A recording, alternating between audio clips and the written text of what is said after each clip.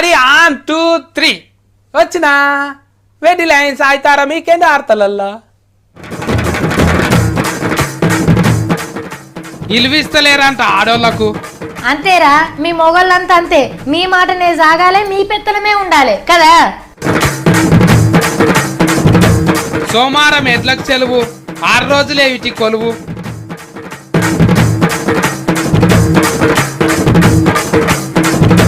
బరికి పోతుండ్రు అమ్మమ్మలు సిగ్గు పడాలే చదువుకొని మన్మలు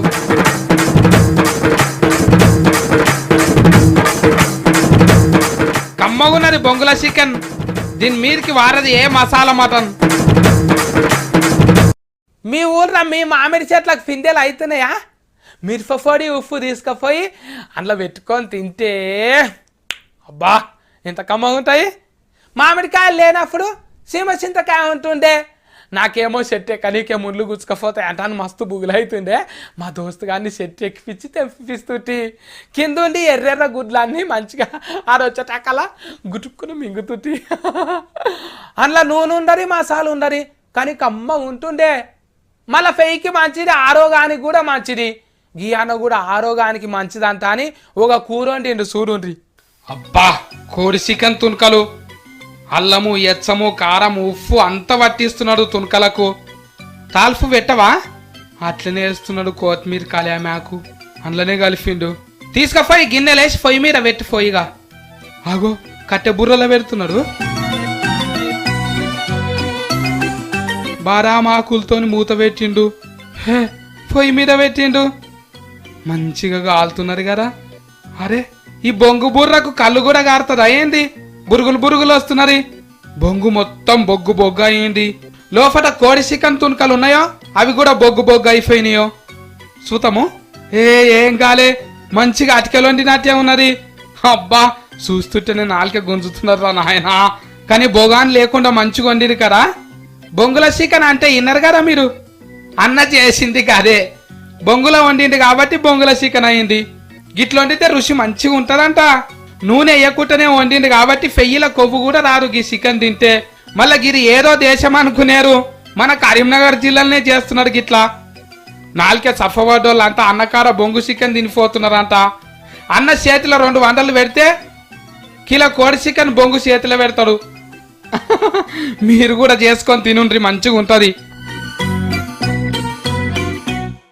అయితారం వస్తే చాలు అందరు మస్తు ఖుషి పడతారు కదా ఎందుకు కోడి చికెన్ ఉంటారంటానా కాదు ఈ స్కూల్ ఉంటారంట అని ఓ మార్కు ఉంటారంట అని ఇంకా నాయన అమ్మ మన తానే ఉంటారు కొలువులకు పోకుండా ఉంటారంట అని పొద్దంతా దోస్తుగాళ్ళతో మంచిగా ఆడుకోవచ్చు ఇంకా ఊరు దగ్గర ఉంటే అమ్మమ్మ వాళ్ళ ఇంటికి కూడా పోయి రావచ్చు సైకిల్ దొక్కనికి నేర్చుకోవచ్చు బాయిలో ఈత కొట్టి రావచ్చు ఇవన్నీ ఉండాలి కానీ ఇద్దరు కూడా రావాలి ఎందుకంటే ఇద్దరు రానోడు ఇంత ఫస్ట్ అంటారు కదా మరి ఫస్టులు అంటే ఎవరికి వచ్చింది సోమవారం ఉన్నరావిటికి చూడండి జనాలంతా ఐతారం కోసం ఎదురు చూస్తే ఈ ఊళ్ళో ఎడ్లు మాత్రం సోమవారం కోసం ఎదురు చూస్తాయి ఎడ్లు సోమవారం కోసం చూసుడేంది వాటికేమన్నా ఆరాలు రోజులు తెలుసునా అని పరిశాన్ కాకుండ్రి కడ్మారాలు తెలిసినా తెలియకున్నా సోమవారం మాత్రం ఖచ్చితంగా తెలుస్తుంది ఈ ఊరెడ్లకు ఎందుకంటే సోమవారం నాడు ఎడ్లకు సెలవు ఈ ఊళ్ళో ఏ రోజు పనులు చేపియకుండా ఊసోబెడతారో ఆ రోజు సోమవారం అని అర్థమవుతుంది ఇటుకి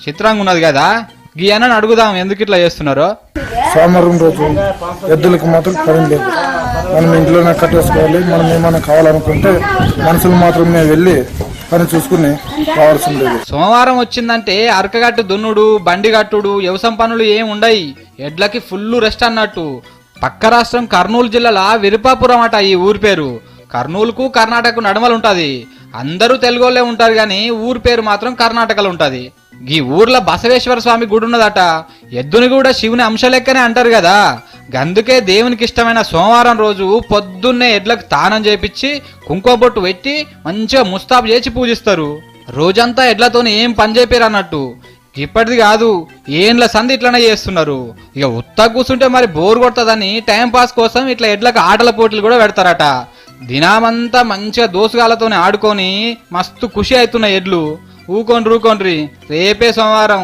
రాత్రి మంచిగా కునుకు తీయండ్రి తెల్లారుతుందిగా కానీ ఇవాళ రేపు మనుషుల గురించే పట్టించుకుంటోడు లేడు ఎడ్లని గింత ప్రేమగా చూసుకుంటున్నారంటే ఈ ఊరోళ్ళని తారీఫ్ చేయాల్సిందే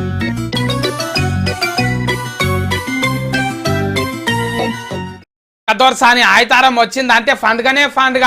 సీరిగాళ్ళు సినిమాలు చూసుకుంటా ముద్దుగా కూర్చుంటది. అక్క అక్క నా యాంగులు ఏం చేస్తున్నావు అక్క? ఏందిరా ఇది?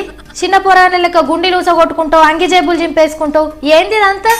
నువ్వు బండ మీద వాటి ఫొరక కట్ట చంపినట్టు చంపితే గుండీలు ఉంటాయి మళ్ళా. ఆ? నీ చక్కదనం మంచిగానే ఉంది, నేనెప్పుడు చేసిండ్రా? లేనిపోని మాటలు అంటున్నావు నన్ను. ఇప్పుడు ఏం చేస్తున్నావు చెప్పు? ఇంతకైతే నువ్వు అంగీలు మొత్తం చెప్తున్నావా? కాదరా నాయన, అంగి గుండె లూసిపోతే కుడుతున్నా, అయినా కానస్తలేదా నీకు? మళ్ళీ అడుగుతున్నావేమో. అంకుల్ తర్వాత ఊరుదు కానీ ఏమంటున్నావు చెప్పు?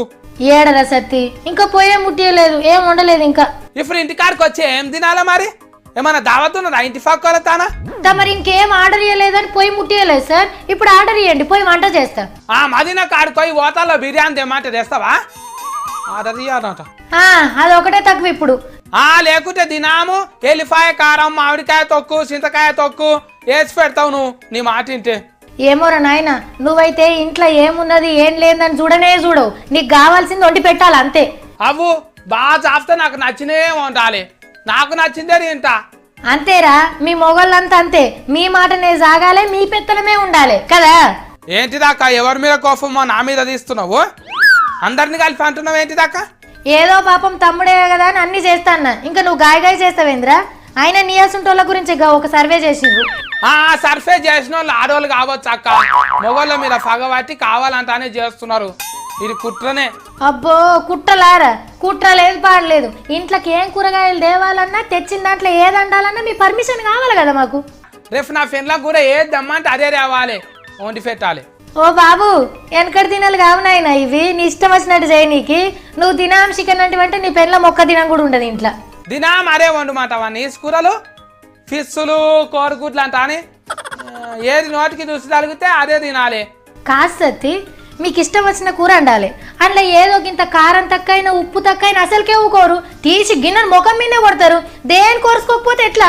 ఊకోకుంటే ఏం చేస్తాం అక్క? ఎటకారమారా, ఆఫీస్లో కొలువుకు రావాలి, ఇంటికాడ పెన్మిడికి బువ్వ కూర వండాలి, పోరగాళ్ళని సౌరించుకొని స్కూల్కు తోలేయాలి, మళ్ళీ మీరు చెప్పిందే వినాలి. మొగళ్ళ పెద్ద తాళనే ఉంటది అక్క, ఆడోళ్ళకి పెద్ద తాళి ఇస్తే చీరలు బంగారం అంట అని పైసలని ఓడగొడతారు. అగో అదేమన్నా వేస్ట్ పనారా? బంగారం ఉంటే ఇంట్లో పిల్లలు ఉంటే వనికి రాదా? అయినా మీరు తాగస్తారు తినేస్తారు, అవన్నీ లెక్కలకు రాదా?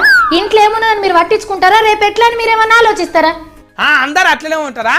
కొంతమంది మంచోళ్ళు కూడా ఉంటారు, ఫ్రెండ్లం ఏది చేసి పెట్టినా కూడా మంచిగా తింటారు. అదిగా సత్తి, ఆడోళ్ళకు ఒక ఆశ హక్కు అధికారం ఏముండయారా? ఇది మొగోళ్ళ రాజ్యం అక్క, ఆడోళ్ళ రాజ్యం కాదు. నువ్వెన్ని చెప్పినా గట్లనే ఉంటారు.